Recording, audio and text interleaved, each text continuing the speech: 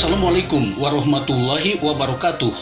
Inilah program berita Cakrabuana News, menghadirkan informasi dan berita aktual, tajam dan terpercaya. Topik berita kali ini mengangkat tema Amerika Serikat akan mengakui aneksasi tepi barat yang diduduki Zionis Israel. Pokok-pokok berita, rejim Zionis Israel berencana melakukan aneksasi pada 1 Juli, sebagaimana disepakati antara Netanyahu dan pimpinan Partai Biru Putih Benny Gantz. Berita selengkapnya, Amerika Serikat mengatakan siap mengakui pencaplokan Israel atas sebagian besar wilayah tepi barat yang diduduki, tetapi meminta pemerintah persatuan yang baru juga bernegosiasi dengan Palestina. Sumber pemberitaan Al Jazeera melaporkan, Perdana Menteri Benyamin Netanyahu yang telah mencapai kesepakatan pembagian kekuasaan untuk tetap menjabat setelah 3 pemilihan yang tidak meyakinkan, telah berjanji untuk terus maju dengan aneksasi yang dikatakan Palestina akan menutup pintu pada solusi 2 negara. Visi Timur Tengah yang diluncurkan pada bulan Januari oleh Presiden Amerika Serikat Donald Trump memberikan lampu hijau untuk aneksasi. Kesepakatan koalisi Netanyahu dengan sentris Benny Gantz sepakat kabinet akan berkonsultasi dengan Washington sebelum bergerak maju. Namun Palestina telah menyatakan kemarahannya atas rencana rejim Zionis Israel untuk memperkuat cengkeramannya lebih lanjut di tanah yang direbutnya dalam perang tahun 1967, wilayah yang mereka cari sebagai negara masa depan. Uni Eropa juga mengkritik rencana Trump yang gagal mencapai solusi 2 negara. Seperti yang telah kami jelaskan secara konsisten, kami siap untuk mengakui tindakan Israel untuk memperluas kedaulatannya dan penerapan hukum Israel ke daerah-daerah tepi barat yang visi tersebut diramalkan sebagai bagian dari negara Israel, kata juru bicara Departemen Luar Negeri Amerika Serikat pada hari Senin. Langkahnya adalah dalam konteks pemerintahan Israel setuju untuk bernegosiasi dengan Palestina sesuai dengan yang ditetapkan dalam visi Presiden Trump, katanya.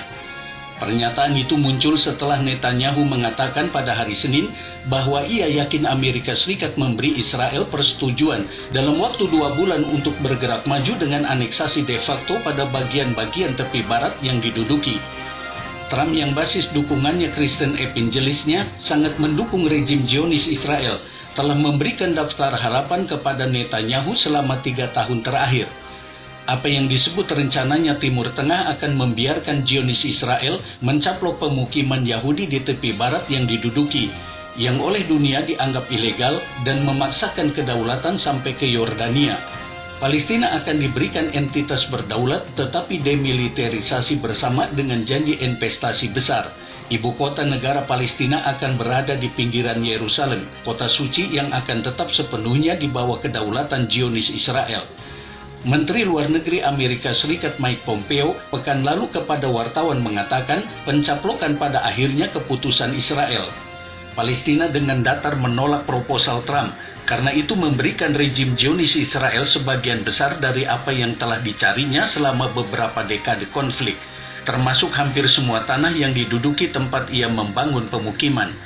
Palestina telah mengancam untuk membatalkan perjanjian perdamaian yang ada jika Netanyahu bergerak maju dengan rencananya.